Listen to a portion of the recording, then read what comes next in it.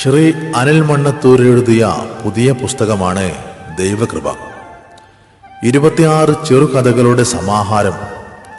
ഇതിൽ ബാലകഥകൾ, അനുഭവ കഥകൾ, കാർഷിക കഥകൾ തുടങ്ങി പല തലങ്ങളെ സ്പർശിക്കുന്ന കഥകളാണുള്ളത്.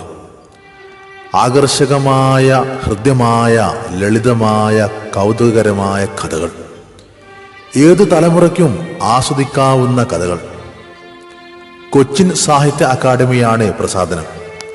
തലമുറകളെ നന്മയിലേക്ക് നയിക്കുന്ന ദൈവകൃപ. തനിക്ക് ചുറ്റും നടന്ന സംഭവങ്ങൾ ഓർമ്മയിൽ നിന്നും തപ്പിയെടുത്ത് മുത്തുമണികളായി കോർത്തിണക്കി, ഏറെ നേരും നൊമ്പരങ്ങളും ചേർത്തിണക്കി, വളരെ ലളിതമായ ഭാഷയിൽ അനിൽ മണ്ണത്തൂർ ദൈവകൃപ എന്ന തൻ്റെ കഥാസമാഹാരത്തിലൂടെ നിഷ്കളങ്കമായി അവതരിപ്പിച്ചിരിക്കുന്നു. അനിൽ എഴുതിയ 26 കഥകളിൽ പലതും ജീവിതാനുഭവങ്ങളാണ്. ചിലതിൽ അനിൽ കഥാപാത്രമായി മാറുന്നുണ്ട്. കഥാലോകത്ത് നവാഗതനാണ് അനിൽ. വളച്ചുകെട്ടില്ലാതെ അനിൽ തൻ്റെ കഥകൾ അവതരിപ്പിക്കുന്നതിൽ വിജയിച്ചിരിക്കുന്നു. ചില കഥകൾ ആഴത്തിൽ ചിന്തിപ്പിക്കുവാൻ നമ്മെ പ്രേരിപ്പിക്കുന്നുണ്ട്. ചില ദുർബല നിമിഷത്തിൽ പറ്റുന്ന തെറ്റ് നേരിൽ കണ്ട കുട്ടിയുടെ ജീവിതാന്ത്യം, അങ്ങനെ കഥാകഥന രീതിയിൽ വൈവിധ്യങ്ങൾ നിറഞ്ഞു നിൽക്കുന്നു. 19ാമത്തെ കഥയായ കടച്ചക്ക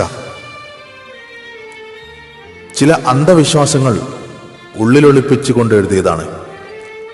നമ്മുടെ വീട്ടുപരിസരത്ത് ചില ചെടികൾ കൃഷി ചെയ്താൽ കുടുംബത്തിൽ ദോഷങ്ങൾ വരാനിടയുണ്ടെന്ന വിശ്വാസം പലരിലുമുണ്ട്.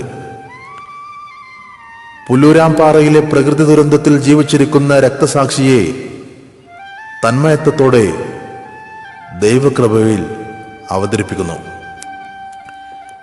കന്നിവോട്ട് ചെയ്യാൻ ലോകം പിടിച്ചെടുക്കാനെന്ന ആവേശത്തിൽ പോയി വ്യാജനായി പിടിച്ചേക്കാമെന്ന ഘട്ടത്തിൽ ജീവനും കൊണ്ടോടിയത് ചിരിവടത്തുന്നവയാണ്.